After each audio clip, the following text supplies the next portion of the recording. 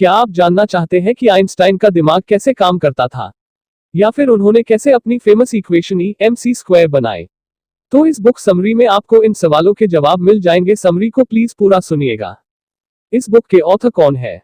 Walter इससेक्सन एक famous American author, historian और journalist है, जिन्होंने बहुत फेमस बायोग्राफीज लिखी है, जैसे कि Leonardo da Vinci, Steve jobs, Benjamin Graham, Albert Einstein और हेनरी किसिंजर। मुकेश अंबानी कहते हैं कि वॉल्टर इससेक्सन उनके फेमस ऑथर है और उन्होंने इससेक्सन की सारी किताबें पढ़ी है। अगर आप बेटर देन इमोशंस पे पहली बार आए हैं तो इस चैनल को सब्सक्राइब जरूर करें। The light beam rider. कैसा होता अगर मैं एक लाइट बीम के साथ साथ अपनी साइकिल चला सकता? लाइट की स्पीड से ट्रैवल करना कैसा लगता होगा? कुछ इसी तरह के थॉट्स आइंस्टाइन के दिमाग में आते थे जब वो 16 साल का था। उसकी इमेजिनेशन पावर बहुत स्ट्रॉन्ग थी, इसीलिए शायद उसके ऐसे आइडियाज आते थे जो बाकी लोगों को इम्पॉसिबल लगते थे। चाहे कर्विंग ऑफ लाइट का आइडिया हो या कर्विंग ऑफ रियलिटी, ऐसे आइडियाज सिर्फ एल्बर्ट आइंस्टाइन को ही आ सकते थे। अपने बेतरतीब घुघराले बालों और इंटेलिजेंट आंखों के कारण उन्हें लाखों की भीड़ में पहचाना जा सकता है। वैसे तो आइंस्टाइन अकेले काम करना पसंद करते थे, लेकिन उन्होंने अपनी हर नई डिस्कवरी को दुनिया के साथ शेयर किया। उन्हें अकेला रहना पसंद था, अपने अपार्टमेंट में दिन रात स्टडी करते हुए। फिर भी वो एक इंटरनेशनल सेलिब्रिटी थे जिसने पूरी दुनिया को इंस्पायर किया है। 1905 में उन्होंने क्वांटम फिजिक्स की फाउंडेशन रखी। उस टाइम आइंस्टाइन ने क्लेम किया कि लाइट एक वेव और पार्टिकल दोनों तरह एक्ट करती है। उसी साल वो एक और स्पेशल रिलेटिविटी लेकर आए, E=mc². 1905 में आइंस्टाइन के टोटल 5 पेपर्स पब्लिश हुए, जिनमें से एक के लिए उन्हें नोबेल प्राइज मिला। देखा जाए तो असल में वो एक जीनियस थे जिन्होंने कमाल की डिस्कवरीज की थी। इसके एक दिन के बाद ही आइंस्टाइन अपनी ग्रेटेस्ट थ्योरी लेकर आए, यानी जनरल रिलेटिविटी की थ्योरी। इस थ्योरी के आने के साथ ही क्लासिक फिजिक्स का दौर खत्म हुआ और मॉडर्न फिजिक्स शुरू हुआ। इस थ्योरी ने हमें यूनिवर्स को और भी एक्यूरेट व्यू से समझने में मदद की, जो कि न्यूटन की थ्योरी से ज्यादा असरदार है। आइंस्टाइन मरते दम तक काम करते रहे। ओल्ड एज में उनके अंदर सनक पैदा हो गई थी। वो हर चीज की थ्योरी डिस्कवर करना चाहते थे। उनकी यूनिफाइड फील्ड थ्योरी ने quantum mechanics, general relative electromagnetism और ग्रेविटी को साथ में कंबाइन करके एक सेट ऑफ लॉ बना दिया था। कहने का मतलब है कि यूनिफाइड थ्योरी यूनिवर्स की हर चीज को एक्सप्लेन कर सकती है, बेहद छोटे इलेक्ट्रॉन से लेकर बड़े बड़े प्लैनेट्स तक। और आज भी फिजिसिस्ट इसी खोज में लगे हैं कि वो क्वांटम फिजिक्स को ज्यादा से ज्यादा समझ सके। हालांकि क्वांटम वर्ल्ड में कई सारी प्रोबेबिलिटीज है, तो कई सारे सवाल भी जिनका जवाब अभी साइंस ढूंढ रहा है। लेकिन इसका बेसिक प्रिंसिपल यही है कि इलेक्ट्रॉन्स वेव और पार्टिकल दोनों रूप में एक्ट कर सकते हैं। और इसी खोज की वजह से आज हम मॉडर्न टेक्नोलॉजी को यूज कर पा रहे हैं। चाइल्डहुड। आइंस्टाइन 2 साल की एज तक बोल नहीं पाते थे, इसलिए उनके पेरेंट्स उन्हें डॉक्टर के पास ले गए। उन्हें डर था कि वो शायद गूंगे हैं। लेकिन फिर आइंस्टाइन ने बोलना स्टार्ट किया। वो कुछ भी बोलने से पहले जोर जोर से रिपीट करते थे। उनकी इस आदत से उनकी फैमिली उन्हें मंदबुद्धि यानी स्पेशल चाइल्ड समझने लगी थी। उन्होंने एक बार कहा था कि उनकी वाइल्ड इमेजिनेशन और बच्चों जैसी क्यूरियोसिटी की वजह से उन्हें नजर आता था जो बाकी लोग देख नहीं पाते थे। लोग डाउनहिल से गुजरते हैं, फास्ट ट्रेन में सफर कर रहे हैं या बिजली गिरते हुए देखते हैं तो उन्हें ये सब चीजें पार्ट ऑफ लाइफ लगती है। लेकिन आइंस्टाइन को यही नॉर्मल चीजें मिस्ट्री लगती थी और वो उनके होने की वजह ढूंढने में जुट जाते। आइंस्टाइन के दादा परदादा ज्यूइश बिजनेसमैन थे। उनके परिवार हमेशा ही खुशहाल और कंफर्टेबल लाइफ जीता रहा। ये लोग साउथ वेस्ट जर्मनी के एक खूबसूरत विलेज स्वाबिया में रहते थे। आइंस्टाइन की फैमिली में सब लोग इंटेलिजेंट और एजुकेटेड थे, जो सेक्युलर और इंडिपेंडेंट सोच रखते थे। एल्बर्ट आइंस्टाइन के फादर हरमन आइंस्टाइन और मदर पॉलिने कोच थी। हरमन एक प्राउड बिजनेसमैन थे, जबकि पॉलिने एक स्ट्रॉन्ग विल वाली लेडी थी। दोनों मिलकर अपने बच्चों को बड़े प्यार से पाल रहे थे और उन्हें हर तरह से कंफर्टेबल लाइफ देने की कोशिश करते थे। एल्बर्ट जब 1 साल के हुए तो उनकी फैमिली म्यूनिख शिफ्ट हो गई थी। उनके अंकल जेकब ने एल्बर्ट के फादर को एक इलेक्ट्रिक सप्लाई बिजनेस स्टार्ट करने के लिए इनवाइट किया था। जेकब एक इंजीनियर थे, जबकि हरमन एक सेल्समैन। दोनों मिलकर साउथ जर्मनी के टाउन्स का इलेक्ट्रिकल कॉन्ट्रैक्ट लेते थे। एल्बर्ट जब 2 साल के हुए तो उनकी सिस्टर पैदा हुई। उसका नाम रखा गया माजा। एल्बर्ट ने जब फर्स्ट टाइम अपनी छोटी बहन को देखा तो कहा, हाँ ठीक है, लेकिन इसके व्हील्स कहाँ है? क्योंकि उन्हें लगा कि वो कोई टॉय थी जो उनके पेरेंट्स उनके लिए लाए हैं। बाद में दोनों भाई बहन के बीच एक प्यार भरा रिश्ता बना जो उन्होंने सारी उम्र निभाया। म्यूनिख में आइंस्टाइन फैमिली का एक बड़ा सा घर था जिसके चारों तरफ आलिशान गार्डन था। एल्बर्ट का बचपन बहुत कंफर्टेबल और हैप्पी गुजरा था। बचपन के इस लविंग और नर्चरिंग एनवायरनमेंट की वजह से ही उनकी इमेजिनेशन पावर इतनी स्ट्रांग थी। एल्बर्ट को बचपन से ही दिन में सपने देखने की आदत थी और वो अक्सर अकेले ही घूमते रहते थे। उन्हें पजल सॉल्व करना और बिल्डिंग सेट्स बनाना पसंद था। खेल खेल में वो बड़े कॉम्प्लेक्स स्ट्रक्चर बना देते थे। माजा कहती थी कि एल्बर्ट कार्ड्स की 14 फ्लोर्स की बिल्डिंग तक बना सकते हैं। एल्बर्ट जब 5 साल के हुए उसी दौरान 2 बड़ी अमेजिंग चीजें हुई। उन्हें अपने पेरेंट्स से एक गिफ्ट मिला जिसने उनकी लाइफ और पर्सनैलिटी को काफी हद तक इन्फ्लुएंस किया था। पहला गिफ्ट एक फादर का दिया एक कंपास था और दूसरा उनकी मदर ने उन्हें एक वायलिन दिया था। एक दिन यंग आइंस्टाइन को हाई फीवर हुआ। वो बिस्तर पर लेटे थे, बगल में उनके फादर बैठे थे। उन्होंने एल्बर्ट को एक कंपास दिया। आइंस्टाइन इस गिफ्ट को देखकर हैरान रह गए। वो गौर से कंपास की छोटी सी सुई को देखने लगे जो डायरेक्शन चेंज होने पर घूम जाती थी। आइंस्टाइन ये जानने को उतावले हो रहे थे कि कंपास काम कैसे करता है। फिर कुछ दिन बाद जब मदर ने उन्हें वायलिन गिफ्ट किया तो एल्बर्ट ने वायलिन सीखना शुरू किया। पॉलिने आइंस्टाइन खुद बहुत अच्छा पियानो बजाती थी। एल्बर्ट और उनकी मां दोनों साथ में पियानो और वायलिन की जुगलबंदी करते थे। मोजार्ट उनके फेवरेट म्यूजिशियन थे। एल्बर्ट के लिए मोजार्ट का म्यूजिक प्योर ब्यूटी था। एल्बर्ट को लगता था कि सोनाटा की खूबसूरती यूनिवर्स की तरह ही मैजिकल है। आइंस्टाइन को जब भी कोई डिफिकल्टी होती थी तो वो म्यूजिक सुनते थे। खासकर जनरल रिलेटिविटी की थ्योरी डेवलप करते वक्त रात को वो अपने अपार्टमेंट में अकेले वायलिन बजाते रहते थे। कई बार तो पेरियोमेंस के बीच में ही उन्हें कोई आइडिया आ जाता तो जोर से चिल्लाते, मुझे मिल गया। एल्बर्ट ने 15 साल की उम्र तक लुइटपोर्ट जिम्नेजियम से पढ़ाई की। फिर 1884 में आइंस्टाइन फैमिली के साथ एक प्रॉब्लम हो गई। एल्बर्ट के फादर को कॉन्ट्रैक्ट मिलने कम हो गए थे। उन्हें म्यूनिख का अपना खूबसूरत और आलिशान घर बेचकर मिलान, इटली शिफ्ट होना पड़ा क्योंकि एल्बर्ट के फादर को वहां बेटर अपॉर्चुनिटीज मिल रही थी। लेकिन एल्बर्ट को अभी 3 साल और म्यूनिख में रहना था क्योंकि उनकी बेसिक एजुकेशन अभी पूरी नहीं हुई थी। मगर 1884 में क्रिसमस की छुट्टियों के बाद वो वापस म्यूनिख नहीं आए। उन्होंने अपने फैमिली डॉक्टर से बीमारी का सर्टिफिकेट बनवाया और स्कूल में भिजवा दिया और खुद इटली जाने वाली ट्रेन में बैठकर अपनी फैमिली के पास चले गए। उनके म्यूनिख छोड़ने की एक वजह थी। अगर वो 1 और साल जर्मनी में रहते तो उन्हें आर्मी ज्वाइन करनी पड़ती और एल्बर्ट ऐसा बिल्कुल नहीं चाहते थे। बाद में आइंस्टाइन ने अपने फादर को बोलकर अपनी जर्मनी की सिटीजनशिप फिर से ले ली थी। वो ज्यूरिख पॉलिटेक्निक में पढ़ना चाहते थे, इसलिए वो स्विट्जरलैंड चले गए जहां पर उन्होंने साइंस और मैथ का एंट्रेंस एग्जाम तो फर्स्ट क्लास में पास कर लिया था, लेकिन फ्रेंच पॉलिटिक्स लिटरेचर में बुरी तरह फेल हुए। खैर, बावजूद इसके उन्हें एडमिशन मिल गया था, the Zurich polytechnic. Albert Einstein अब 17 ईयर्स के हो चुके थे। वो मैथ और फिजिक्स की स्पेशल क्लासेज अटेंड करते थे। ज्यूरिख में उनकी मदर के रिलेटिव्स थे जो एल्बर्ट का ध्यान रखते थे।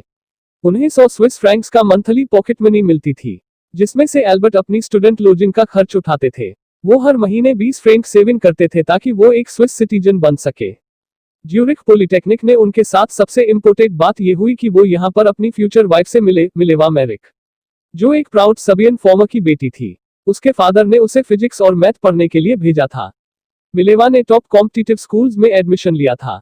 21 साल की एज तक मिलेवा ने ज्यूरिख पॉलिटेक्निक से पढ़ाई की। आइंस्टाइन की क्लास में वो अकेली लड़की थी।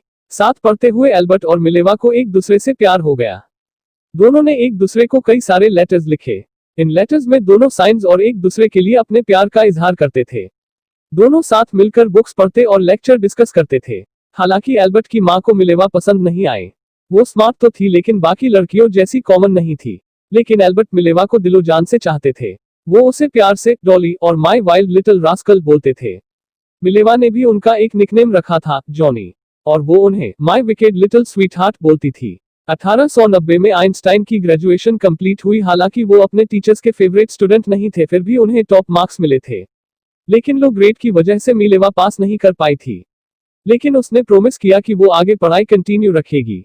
The lovers. ग्रेजुएशन के 2 साल बाद एल्बर्ट जॉब की तलाश में जुट गए। ज्यूरिख पॉलिटेक्निक में उनके प्रोफेसर ने उन्हें अपना असिस्टेंट बनाने से मना कर दिया था। एल्बर्ट कितने जीनियस है ये तो वो जानते थे, लेकिन उनके रिबेलियस बिहेवियर को वो भूले नहीं थे। और अपनी इसी आदत के चलते एल्बर्ट को इंस्टीट्यूशन में जॉब नहीं मिल पाई। एल्बर्ट ने सोचा जब तक जॉब नहीं मिलती कुछ और कर लेते हैं, इसलिए वो ट्यूशन पढ़ाने लगे।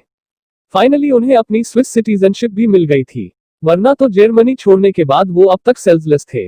वो बोलते थे कि उन्हें स्विट्जरलैंड का डेमोक्रेटिक और ह्यूमन सिस्टम ज्यादा पसंद है। 1901 के समर के दिनों में मिलेवा और आइंस्टाइन कोमो विलेज में एक रोमांटिक वेकेशन लिया। वहां घूमने के लिए खूबसूरत मेंशंस थे और वो लोग पहाड़ों में हाइकिंग के लिए भी गए। इस वेकेशन के दौरान मिलेवा प्रेग्नेंट हो गई थी। मिलेवा को लिखे अपने लेटर्स में वो हमेशा यही प्रोमिस करते थे कि वो जल्द ही कोई अच्छी जॉब ढूंढ लेंगे ताकि वो शादी करके घर बसा सके। लेकिन आइंस्टाइन को एक परमानेंट जॉब ढूंढने में काफी टाइम लग गया था। इसी बीच मिलेवा ने दोबारा से ग्रेजुएशन के एग्जाम दिए मगर इस बार भी वो फेल हो गई थी। वो अपने पेरेंट्स के पास वापस नोवी सेड चली आई। अपने पेरेंट्स के घर पर मिलेवा ने एक बेटी को जन्म दिया जिसका नाम उसने लिएसल रखा। एल्बर्ट अभी भी उसे लेटर्स भेजते थे लेकिन वो उससे मिलने कभी नोवी सेड नहीं गए। बाद में लिएसेल के साथ क्या हुआ ये आज भी एक मिस्ट्री है। ऐसा कहा जाता है कि उसे मिलेवा की बेस्ट फ्रेंड ने गोद ले लिया था, लेकिन ये भी माना जाता है कि वो 3 साल की उम्र में स्कारलेट फीवर से उसकी डेथ हो गई थी। मिलेवा अकेली ही ज्यूरिख लौट आए। 1903 में एल्बर्ट और मिलेवा ने शादी कर ली। उन्होंने अपने 2 फिन्स की विटनेस में कोर्ट मैरिज की थी। 1904 हैंस एल्बर्ट आइंस्टाइन का जन्म हुआ। मिलेवा और एल्बर्ट का पहला बेटा जिसने उनके रिश्ते में फिर से खुशियां लौटा दी थी। 1910 में उनका दूसरा बेटा एडवर्ड पैदा हुआ। एडवर्ड के होने के कुछ टाइम बाद ही एल्बर्ट और मिलेवा का डिवोर्स हो गया। हैंस एल्बर्ट बड़ा होकर इंजीनियर बना। एल्बर्ट के छोटे बेटे एडवर्ड को एक्सट्रीम मेंटल इलनेस की प्रॉब्लम थी। वो अपनी सारी उम्र मेंटल हॉस्पिटल में रहा। The miracle year quantum and molecules 1905। किसी ने आइंस्टाइन को कहा कि उनकी 3rd क्लास पेटेंट क्लर्क की जॉब बहुत बोरिंग है। स्विस पेटेंट ऑफिस में इस जॉब का स्टैंडर्ड सबसे कम माना जाता था, लेकिन इसके बावजूद एल्बर्ट जॉब करते रहे और 1 साल बाद उन्हें परमानेंट कर दिया गया। शायद उनकी इसी स्लो गोइंग जॉब की वजह से उन्हें चीजों के बारे में और गहराई से सोचने का टाइम मिल जाता था।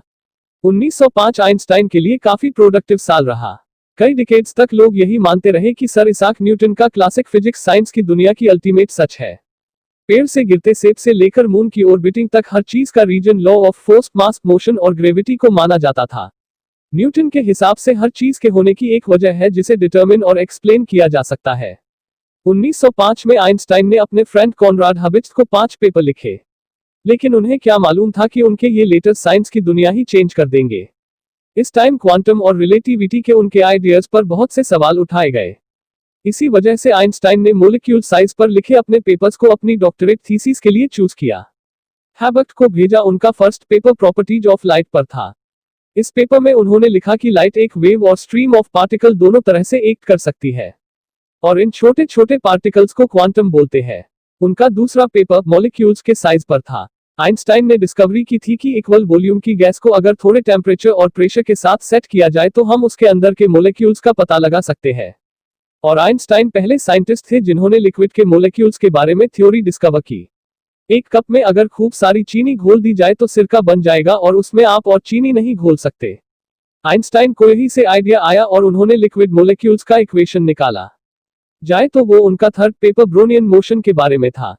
अगर किसी लिक्विड को माइक्रोस्कोप के नीचे रखेंगे तो हम उसमें बहुत छोटे छोटे पार्टिकल्स हिलते डुलते दिखेंगे जिन्हें मोलिक्यूल्स बोलते हैं। आइंस्टाइन ने एक्सप्लेन किया कि ये नन्हे पार्टिकल्स आपस में टकराने की बजाय लगातार हिलते रहते हैं। Special relativity 1905। साल के एंड में आइंस्टाइन ने कॉनराड हबर्ट को 2 और पेपर लिखे। 4th पेपर स्पेशल रिलेटिविटी के बारे में था और 5th पेपर आइंस्टाइन के फेमस इक्वेशन E_mc² के बारे में था। रिलेटिविटी का बेसिक कॉन्सेप्ट 1632 में गैलीलियो के आइडिया से आया था क्योंकि गैलीलियो ने कोपर्निकस के आइडिया को सपोर्ट किया था। पहले के साइंटिस्ट सोचते थे कि अर्थ यूनिवर्स के सेंटर में है और बाकी के प्लैनेट्स इसके चारों तरफ घूमते हैं। साइंटिस्ट ये आयु करते थे कि अगर धरती वाकई में घूम रही है जैसा कि कोपर्निकस ने कहा था तो हमें क्यों नहीं पता चलता। और यहीं पर गैलीलियो और उसकी रिलेटिविटी का कॉन्सेप्ट काम आता है। हम अर्थ की मूवमेंट इसलिए नहीं फील कर पाते क्योंकि ये लगातार घूमती है। बिल्कुल ऐसे ही जैसे हम किसी स्मूथ सेलिंग शिप में ट्रेवल करते हैं और हमें पता नहीं चलता कि शिप चल रहा है। गैलीलियो ने कहा था कि जब आप केबिन के अंदर जाते हो तो आपको शिप की स्लो मूवमेंट फील नहीं होती। आप बिल्कुल अपने घर जैसा फील करते हो। आपको पता है कि शिप चल रहा है लेकिन फील नहीं कर पाते। चाहे तो आप केबिन में कोई आवरग्लास रख लो या फिश बाउल। गोल्ड फिश अपने बाउल में आराम से स्विम करती रहेंगी और आवरग्लास का सेंट स्लो मोशन में गिरता रहेगा।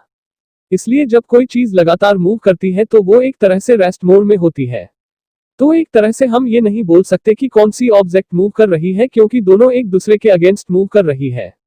आइंस्टाइन ने रिलेटिविटी की स्पेशल थ्योरी डिस्कवर की थी और ये थ्योरी इसलिए स्पेशल थी क्योंकि ये थ्योरी सिर्फ कांस्टेंट मूविंग ऑब्जेक्ट्स पर ही अप्लाई होती है।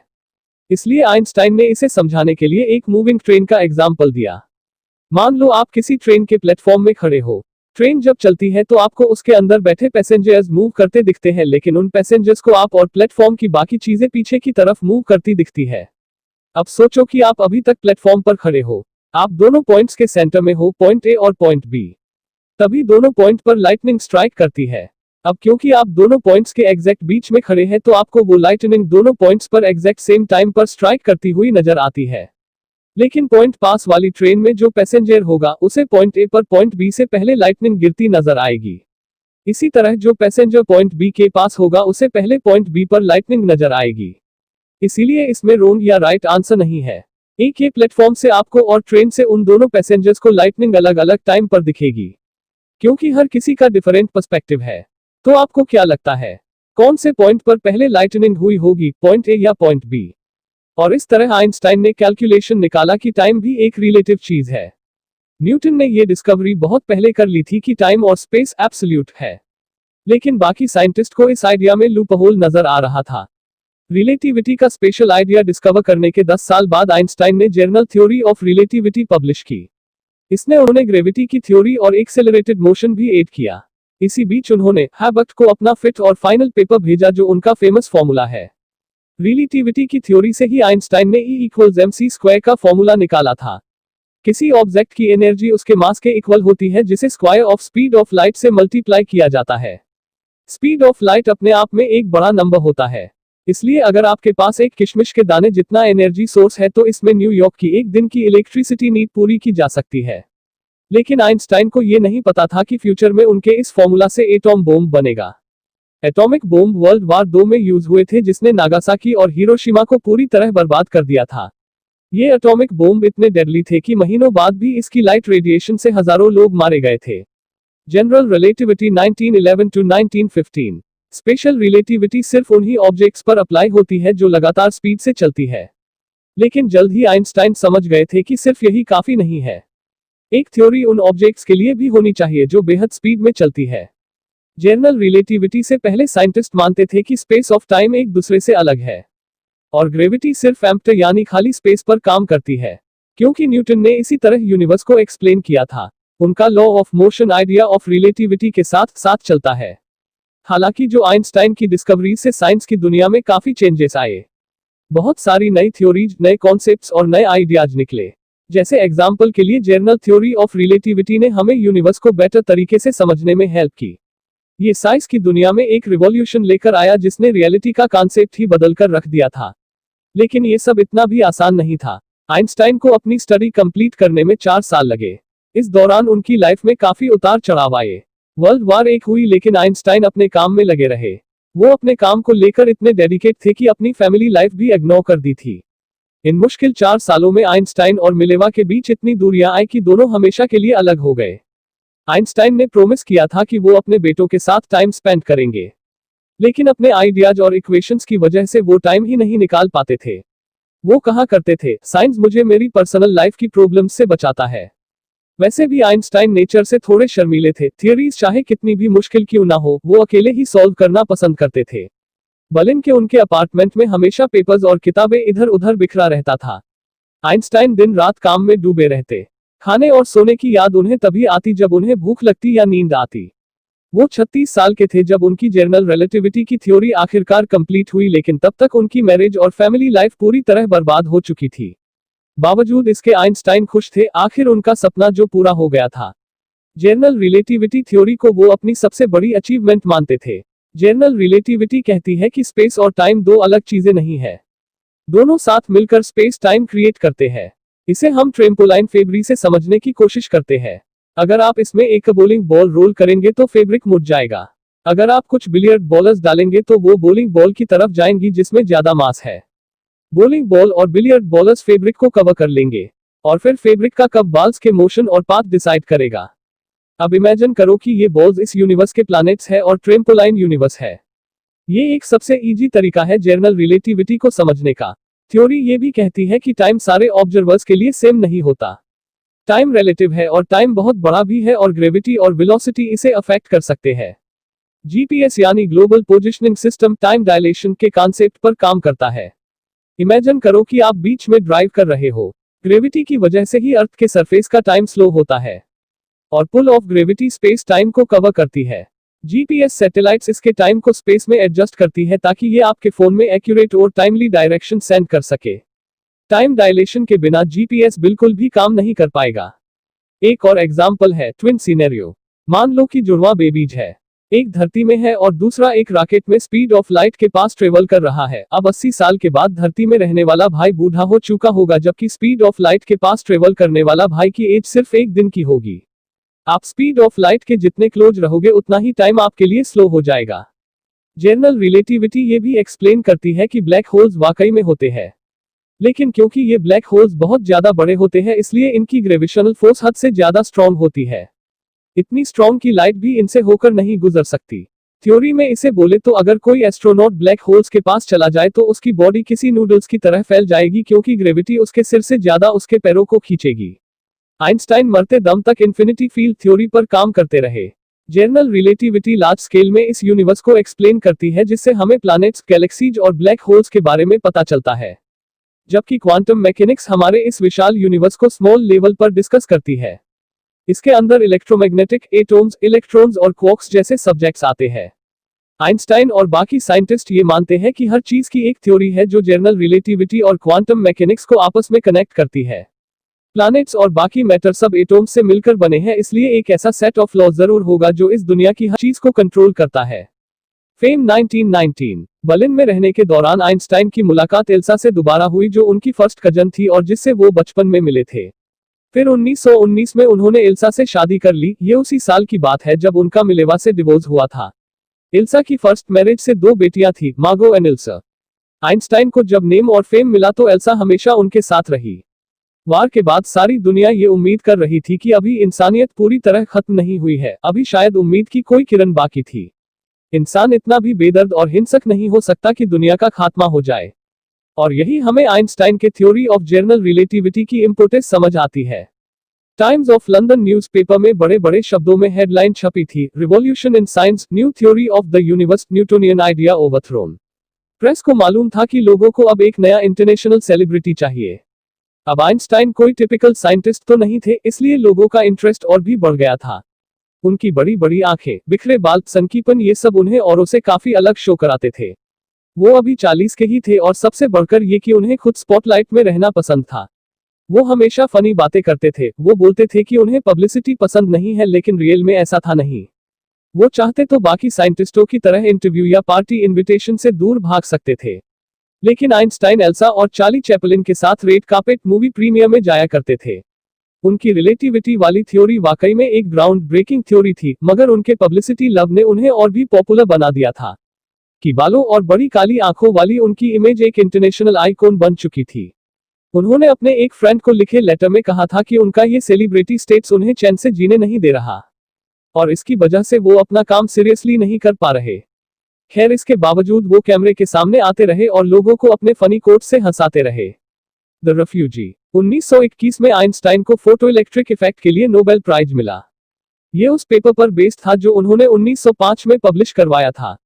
हालांकि साइंटिस्ट अभी जनरल रिलेटिविटी और उसके लार्ज स्केल इम्प्लीकेशन के बारे में समझ ही रहे थे, इसलिए इस थ्योरी के लिए उन्हें अवार्ड नहीं मिल पाया।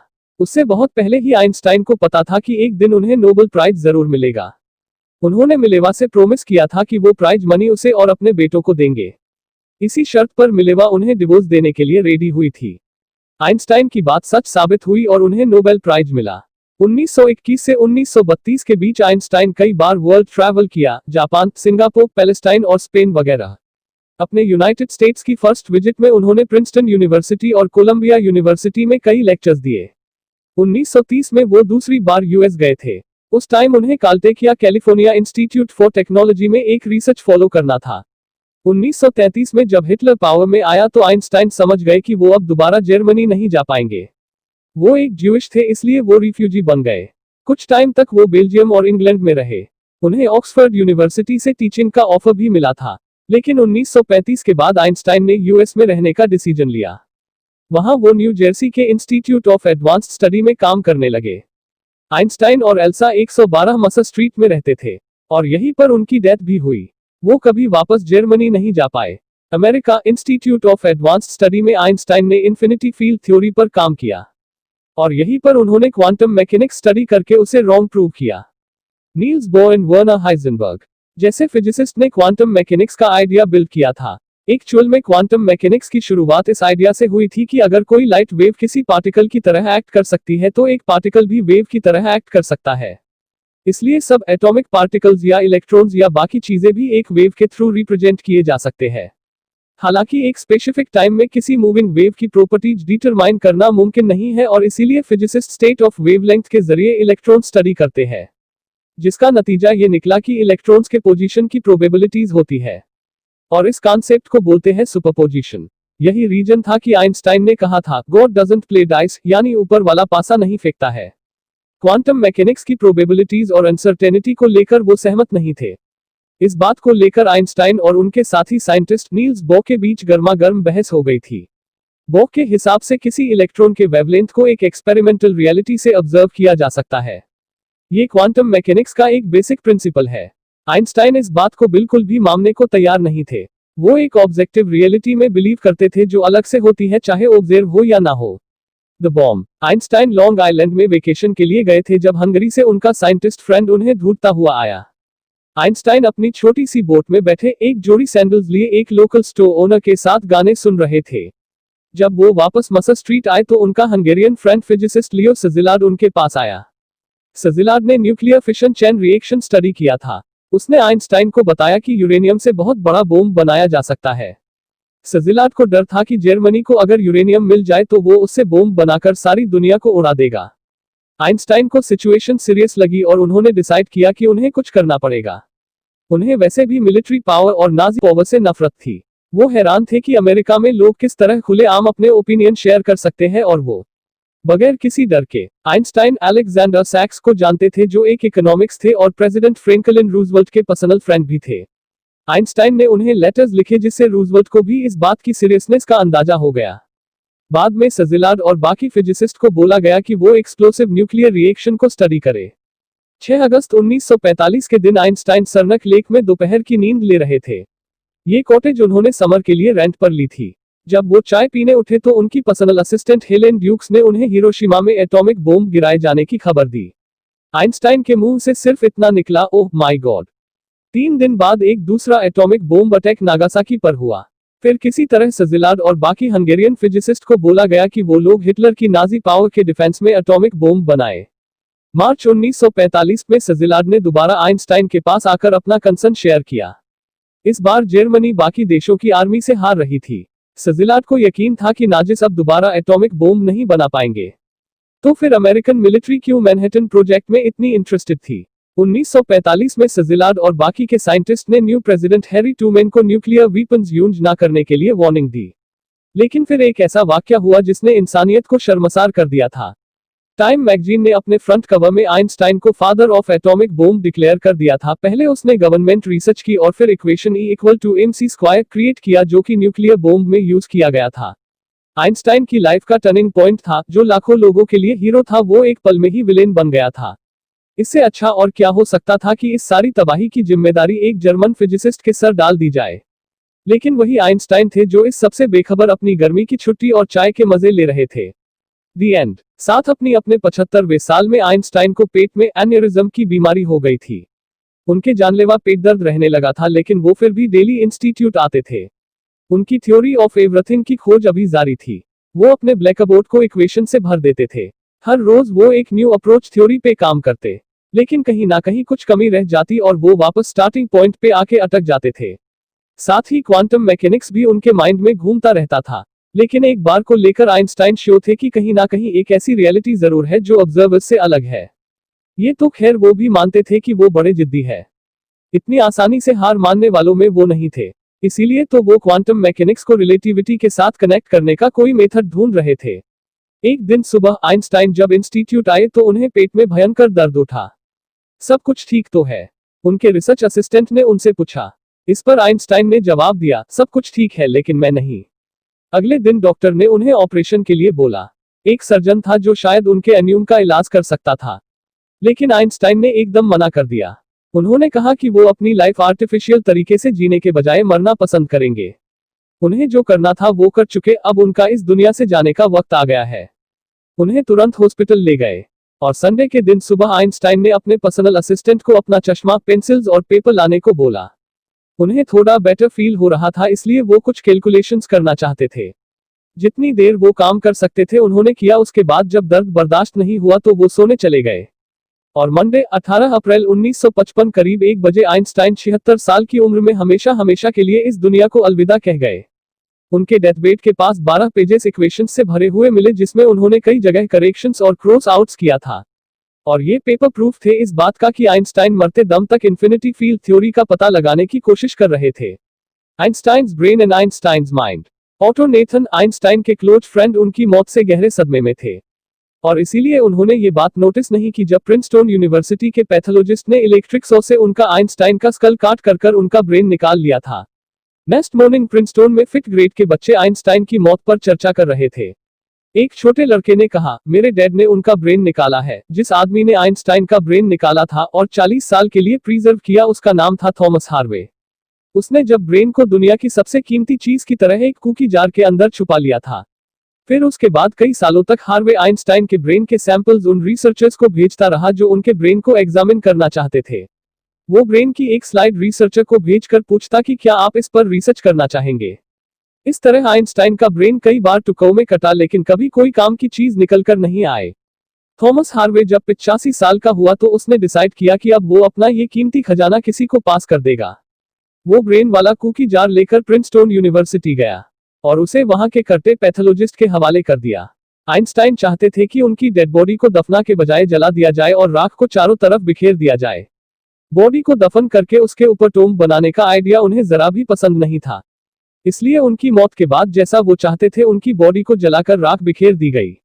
रिसेंट ईयर्स में जो रिसर्च हुई उसमें उनके ब्रेन में नॉर्मल ब्रेन से 17% ज्यादा न्यूरॉन्स पाए गए। उनका कॉर्पस कलोसम यानी ब्रेन के दोनों पार्ट्स के बीच का फाइबर एवरेज के मुकाबले कहीं ज्यादा मोटा था।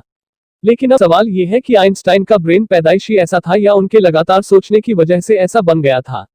आपने इस बुक में एल्बर्ट आइंस्टाइन के बारे में पढ़ा, आपने quantum, special relativity, general relativity और इक्वेशन EMC स्क्वायर के बारे में पढ़ा, आपने क्वांटम मैकेनिक्स और यूनिफाइड फील्ड थ्योरी के बारे में भी जाना। इसके अलावा भी फिजिक्स की दुनिया में काफी कुछ एक्साइटिंग हो रहा है। एक चीज जो हम आइंस्टाइन से सीख सकते हैं वो है सवाल करना और उन सवालों का जवाब ढूंढना, सीखना और इस यूनिवर्स को समझने की कोशिश करना। हम उनसे अपनी लाइफ को एक मीनिंगफुल वे में जीना सीख सकते हैं।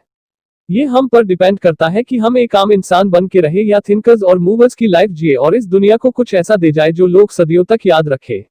शायद आपको भी बात सुनते हुए चाय की चुस्कियों के बीच क्वांटम मैकेनिक्स पढ़ना पसंद हो। फाइनली अगर आप इस समरी के एंड तक पहुंच गए हैं तो कॉन्ग्रेचुलेशन। बहुत ही कम लोग होते हैं जो नॉलेज के ऊपर टाइम इन्वेस्ट करते हैं, वरना आप कहीं और भी तो टाइम वेस्ट कर सकते थे। अभी तक सुन रहे हो तो यार प्लीज चैनल को सब्सक्राइब कर दो और इस ऑडियो बुक को लाइक करना ना भूलना। जय हिंद।